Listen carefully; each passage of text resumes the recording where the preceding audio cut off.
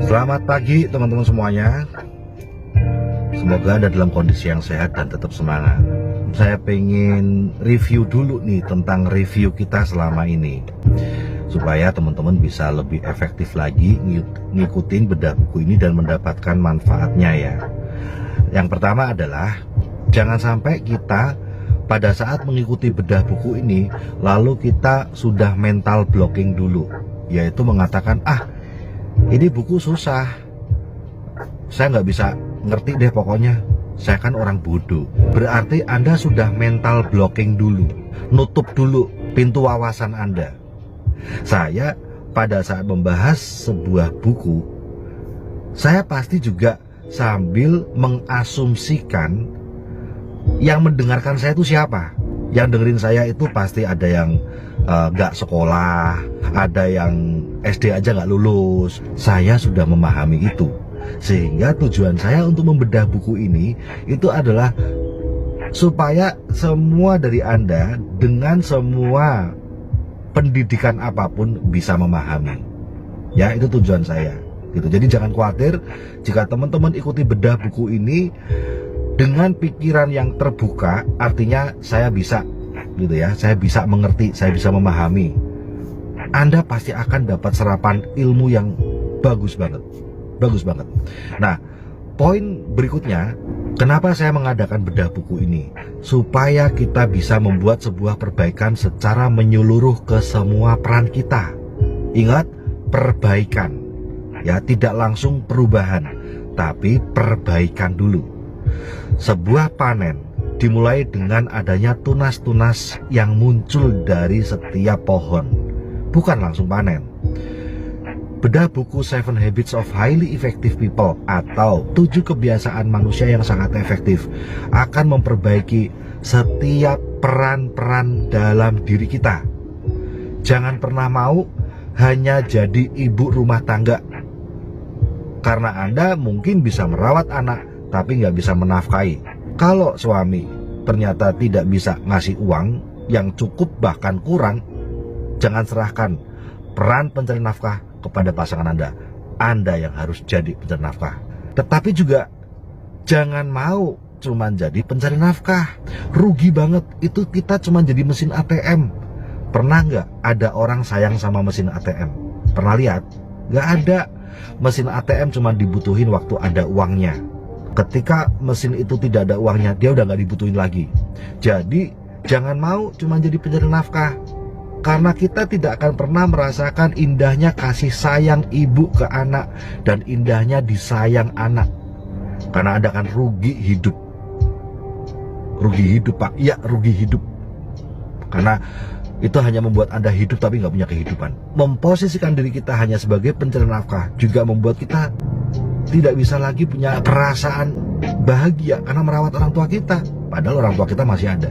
Kalau kita hanya memposisikan sebagai pencari nafkah tuh, kita memandang anak itu cuman punya uang nggak dia buat maem, punya uang nggak dia buat sekolah, punya uang nggak dia buat beli HP, udah gitu doang ya. Sehingga anak kita juga memandang diri kita itu hanya sebagai orang yang melahirkan dia dan orang yang ngasih uang HP, uang sekolah, uang jajan, uang motor, udah gitu doang. Tapi tidak melihat peran kita sebagai bunda yang memberi kasih sayang, ayah yang memberi kasih sayang. Nah, jadi jangan mau ya Anda hanya memposisikan sebagai pencari nafkah aja. Rugi banget hidup kayak gitu. Yang ketiga, juga jangan hanya menjadi manusia untuk diri sendiri. Itu ruginya luar biasa. Itu seperti kalau tanaman tuh dibonsai, teman-teman. Tanaman bonsai itu tanaman yang harusnya bisa tumbuh, tapi cuma ditaruh di pot. Setiap kali dia mau tumbuh sambil dipotong terus tuh sama pemiliknya, dipotong terus tuh batangnya. Supaya apa? Supaya nggak membesar. Dia akan indah tetapi kecil ukurannya. Itu tanaman bonsai namanya. Nah, jangan mau hidup ini hanya untuk diri sendiri, nggak merasakan anugerah-anugerah Tuhan yang diberikan sama kita. Ya, punya hobi nggak bisa merasakan hobinya, punya bakat nggak bisa mengembangkan bakatnya, punya kebaikan tidak bisa mempraktekkan kebaikannya. Rugi banget ya. Dan jangan mau hanya jadi orang yang cuman ibadah sama Tuhannya. Jangan mau. Hidup ini nggak cuman doa, Di Facebook itu orang kalau sudah mulai nongolin doa-doa doang, ini orang putus asa, ini orang yang kehilangan arah gitu.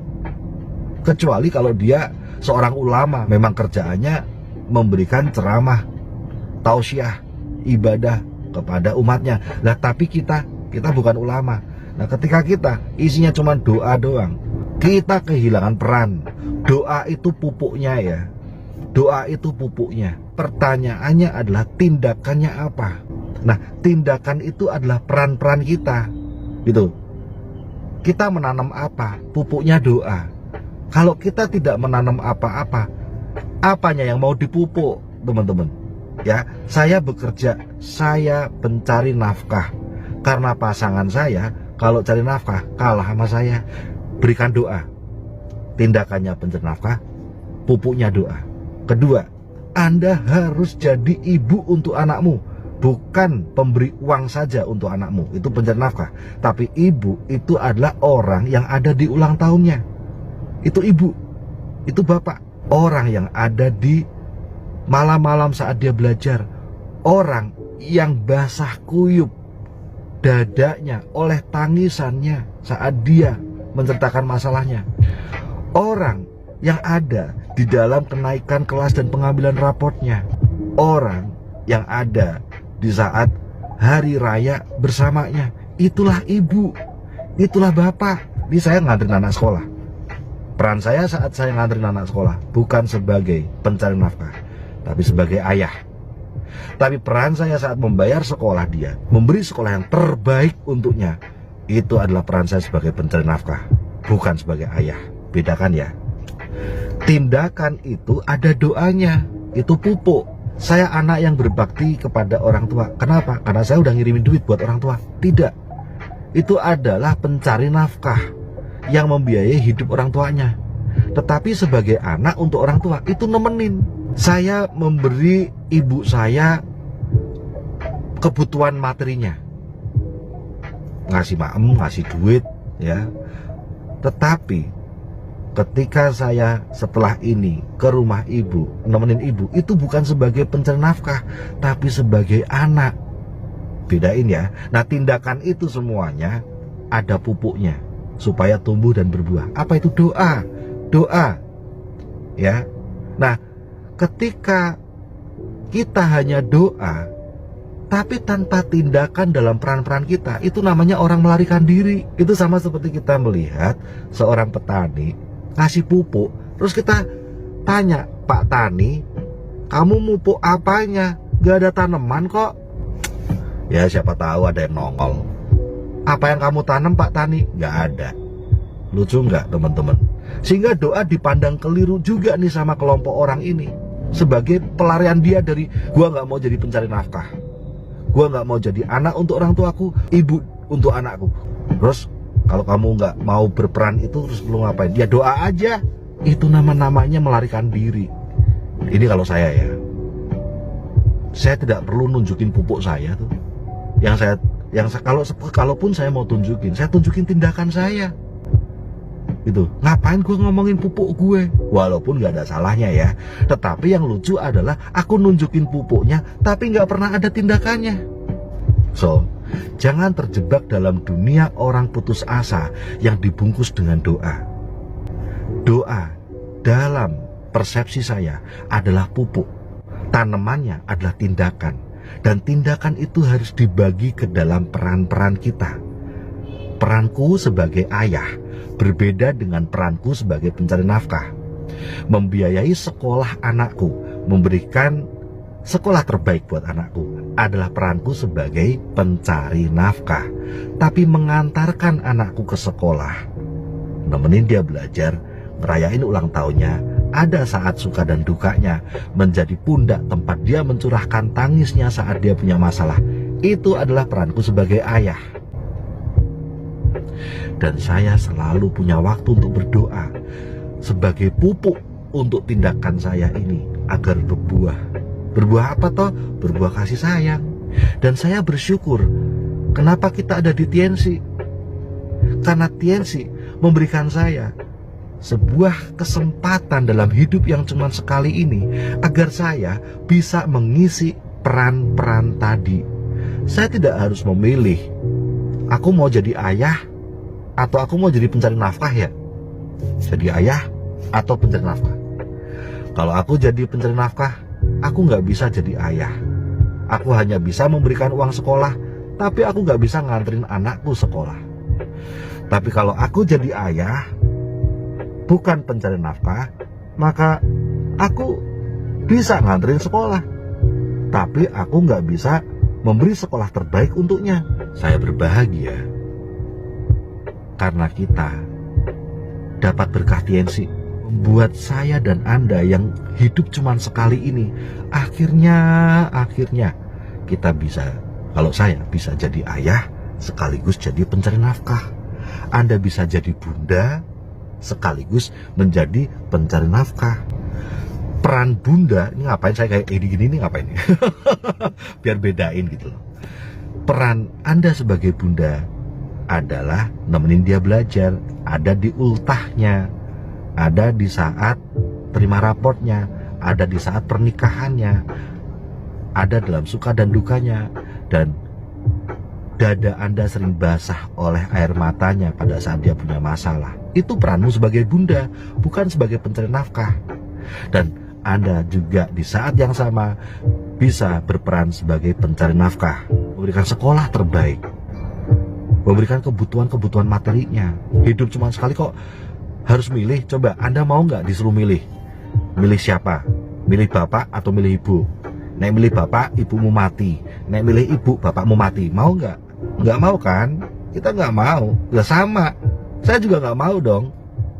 Dunia memberi saya pilihan. Milih mana Wijaya? Jadi ayah atau jadi pencari nafkah? Kalau kamu jadi ayah, anakmu nggak bisa sekolah. Tapi kalau kamu jadi pencari nafkah, anakmu bisa sekolah, tapi kamu tidak bisa nemenin dia ultah, nggak bisa ngerayain dia ultah. Aduh, moh. Hidupku cuma sekali. Kalau aku habiskan sebagai pencari nafkah saja, anakku gak mengenal aku sebagai pribadi seorang ayah. Anakku gak akan pernah tahu rasanya kasih sayang kayak apa dari ayah. Lalu nanti pertanyaannya, gimana waktu dia menikah? Bagaimana dia bisa menyayangi pasangannya? Bagaimana dia bisa menyayangi anaknya kalau gak pernah dapat sentuhan kasih sayang ayah atau ibunya? Kenapa anak-anak perantau yang sudah menikah, semoga gak terjadi sama Anda, tapi ini terjadi pada sebagian besar anak-anak perantau yang sudah menikah, pernikahan mereka cekcok mulu karena anak perantau tidak pernah dapat sentuhan kasih sayang dari orang tuanya, terutama mamanya. Bisakah ketika orang tidak pernah merasakan sesuatu namun bisa memberi sesuatu itu? Bisakah orang yang perutnya lapar memberi makanan sama orang lain?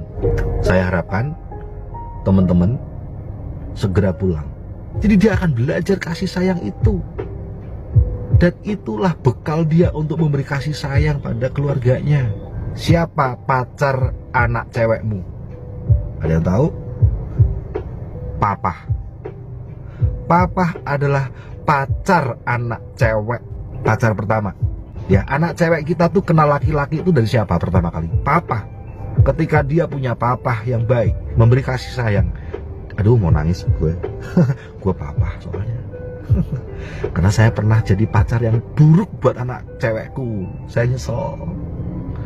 Nah, untung saya cepet sadar gitu. Aduh, jadi setiap kali saya mau bertindak buruk sama anak cewekku, tidak memberi waktu buat anak cewekku, tidak memberi materi terbaik buat anak cewekku, saya takut. Kenapa? Karena gue ini adalah pacar pertama anak cewekku. Dia akan memandang laki-laki di dunia ini itu lewat kacamata ayahnya. Karena ayahnya adalah pacar pertama. Saya akan membuat seromantis mungkin untuk anakku cewek, sehalus dan selembut mungkin. Saya akan memberikan waktu, pelukan, kasih sayang. Karena ini adalah cowok pertama yang dia tahu. Sehingga ketika dia melihat teman-temannya yang cowok yang kasar-kasar, this is not my type, ini bukan tipe cowokku. Cowok terbaik gua tuh yang di rumah tuh orangnya baik, orangnya punya waktu, orangnya nganterin kalau gua sekolah, ada selalu saat ulang tahun, waktu gua sakit dia ngerawat, dan dia ngomong halus, dia marah untuk hal yang bener, dan dia perhatian sama gua. Sehingga anak cewek kita waktu melihat laki-laki yang lain yang buruk, dia tahu, no, aku akan menemukan laki-laki seperti papaku. Mama adalah pacar pertama anak cowokmu. Dia mengenal wanita pertama dalam hidupnya, ya mamanya itu. Itu adalah lawan jenis pertama yang dikenalnya. Ketika dia merasakan kasih sayang mama, pelukan mama, belayan lembut mama, kata-kata yang halus dari mama, waktu yang penuh perhatian dari mama, itu juga bukan cuma sekedar mama, tapi dia melihat figur wanita tuh seperti ini. Maka ketika dia tumbuh makin dewasa, dia mengenal lawan jenis, dia punya standar. Dia punya standar tentang wanita. Gue punya cewek loh, cewek gue keren di rumah. Dia ada buat gue, waktu gue sakit dia nemenin gue, waktu gue belajar dia ada buat gue, waktu gue stres dia kasih dadanya untuk gue nangis di situ, waktu gue ulang tahun, hari raya dia ada buat gue. Dan jangan salah, cewek gue ini memberikan gue materi yang terbaik. Pokoknya terbaik deh cewek gue satu ini. Maka ibu-ibu, pulanglah. Anakmu butuh sentuhan kasih sayangmu. Anakmu butuh role model. Sejak sekarang Anda harus jadi CP. Bagi saya CP adalah sebuah penebusan untuk semuanya. Di balik CP ini ada jiwanya. Jiwa bahwa aku adalah seorang ibu. Aku ingin memberi role model buat anakku. Anakku harus tahu rasanya kasih sayang, supaya dia bisa memberi kasih sayang buat temen-temennya. Dan saat nanti dia menikah, dia bisa memberi kasih sayang pada anaknya atau pasangannya. Karena wanita terindah itu bisanya cuma diberiin ibu.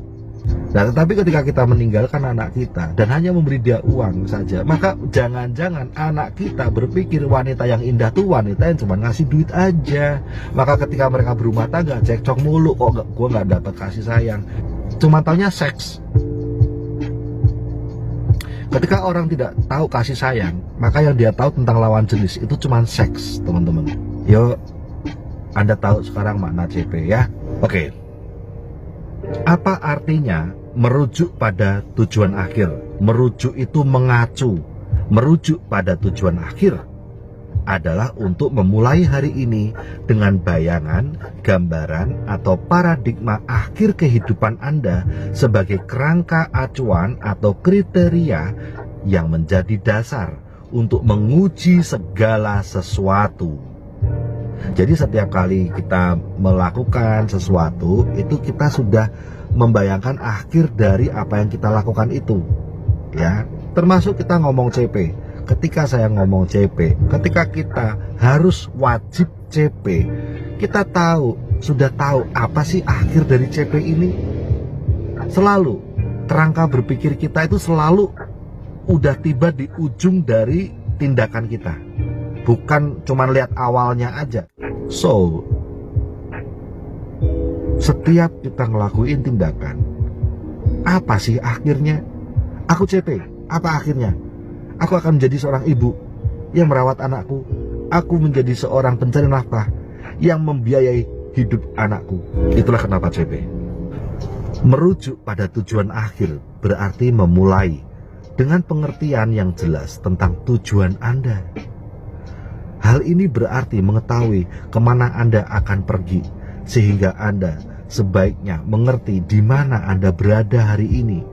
Dan dengan begitu Anda tahu bahwa langkah-langkah yang Anda ambil selalu berada pada arah yang benar. Mudah sekali untuk terjerumus pada perangkap aktivitas, kesibukan, dalam kesibukan hidup bekerja makin keras, menaiki anak tangga keberhasilan hanya untuk sadar bahwa tangga tersebut bersandar pada dinding yang salah. Adalah mungkin untuk menjadi sibuk, sangat sibuk, tanpa menjadi sangat efektif. Kita ngabisin umur kita naik tangga, gaji 4 juta, pindah lagi ke Taiwan, gaji 8 juta, pindah ke Mesir 10 juta, pindah Eropa, gaji 30 juta, naik anak tangga, tahun demi tahun, untuk bangun rumah, untuk sekolah anak, untuk kuliah anak, untuk pernikahan anak. Yes, ketika kita tiba di puncaknya, umur sudah tua renta, naik dan tiba di puncak tembok yang kita naiki anak tangganya. Loh, kok nggak ada siapa-siapa? Lalu kita lihat, lah, oh my god, loh, kok anakku di sana? Aku menaiki gedung yang salah ini tadi. Anakku di sana, orang tuaku di sana, keluargaku di sana. Dan waktu kita mau turun lagi untuk mendatangi tangga yang benar dan naik lagi, lelah, udah capek. Ini aja untuk naik ke temboknya ini saya 10 tahun 15 tahun Pak, untuk nyampe di puncak itu Pak. Saat rumah jadi, saat anak sudah selesai kuliah, saat anak akhirnya menikah, udah nyampe puncak lagi, salah gunungnya. Alamak, keluargaku di sana. Dan kita akhirnya apa? Ya sudah, nasi sudah jadi bubur. Kita sudah nggak punya lagi umur untuk turun tangga, naik lagi ke tangga yang umurnya udah nggak ada lagi. Akhirnya kita tua renta sendirian, menggigil sendirian, kesepian. Dan kita memandang anak kita di sana, di rumah yang kita bangun, dengan gelar sarjana yang kita biayai, dengan pernikahan yang kita biayai, jauh di sana. Kita cuma menggigil sendirian, kesepian, tanpa kasih sayang, karena kita mendaki tangga yang keliru. Saya nggak mau seperti itu, dan saya nggak ingin Anda seperti itu. Ketika kita jadi CP, kita menaiki anak tangga yang benar. Ketika kita nanti tiba di puncak, kita ketemu sama keluarga kita, kita tetap menafkahi mereka. Bonus kita besar, dan kita bersama mereka. Itu menaiki tangga yang benar, menaiki gunung yang benar, menaiki puncak yang benar. Orang-orang sering mendapatkan diri mereka mencapai kemenangan yang hampa. Punya rumah tapi hampa rasanya. Bisa memberikan sekolah terbaik buat anak, kuliah anak, tapi hampa rasanya. Tahu rasanya? Berhasil sih bikin rumah, tapi mengorbankan hal yang lebih berharga dari rumah, yaitu apa? Kasih sayang keluarga. Berhasil sih nyekolahin anak sampai kuliah, tapi mengorbankan hal yang lebih penting daripada gelar wisuda sarjana. Apa itu? Kasih sayang. Betapa berbedanya kehidupan jika kita benar-benar mengetahui apa yang penting secara mendalam bagi kita. Apa sih yang paling penting? Jadi ibu, kalau ada seorang ibu, jadi ibu adalah number one, pencari nafkah adalah number two, ini satu paket ya. Kalau Anda seorang anak, jadi anak untuk orang tuamu itu number one, pencari nafkah itu number two, satu paket. Ketika Anda gagal mendeteksi bahwa ini hal yang penting, Anda berpikir hal lain lebih penting, Anda akan menyesal seumur hidup. Kita mungkin saja sangat sibuk, kita mungkin saja sangat efisien. Apa itu efisien? Bisa ngerjain banyak pekerjaan, tetapi juga akan benar-benar efektif. Efektif apa itu? Ngerjain cuman beberapa pekerjaan, tapi yang utama dalam diri kita. Hanya jika kita mulai dengan merujuk pada tujuan akhir kita, manusia bisa bekerja yang efektif. Nggak perlu ngerjain banyak, tapi yang dikerjain itu penting. Kalau selalu merujuk pada tujuan akhir, kalau selalu memulai dengan akhir dalam pikiran. Anda pengen sukses sebagai apa? Sukses sebagai pencari nafkah, toh? Atau Anda juga pengen sukses sebagai ibu untuk anak, sukses sebagai anak untuk orang tua. Jangan pernah bilang sukses sebagai pencari nafkah, toh, karena itu hanya akan membuat kita nanti menaiki anak tangga yang keliru. sukses mencari nafkah, sukses bikin rumah, sukses bikin anaknya kuliah, sekolah, sukses nikahin anaknya. Setelah selesai, lah keliru. Ya, mati rasa semuanya itu. Ketika Anda memulai dengan merujuk pada tujuan akhir, Anda memperoleh perspektif yang berbeda. Semoga sharing saya bermanfaat. Keren. Bukan saya loh yang keren, ini bukunya yang keren. Keren, rugi kalau Anda nggak nonton dari awal ya. Oke, semoga bedah buku siang hari ini mendampingi hidup kita, membuat kita bertumbuh dalam aktivitas kita, memberi kita makna. Untuk apa kita menjadi CP, bukan cuma sekedar bisnis, tapi benar-benar membuat perspektif kita lebih luas tentang who I am, siapa diri saya ingin menjadi apa. Sukses selalu teman-teman Go CP.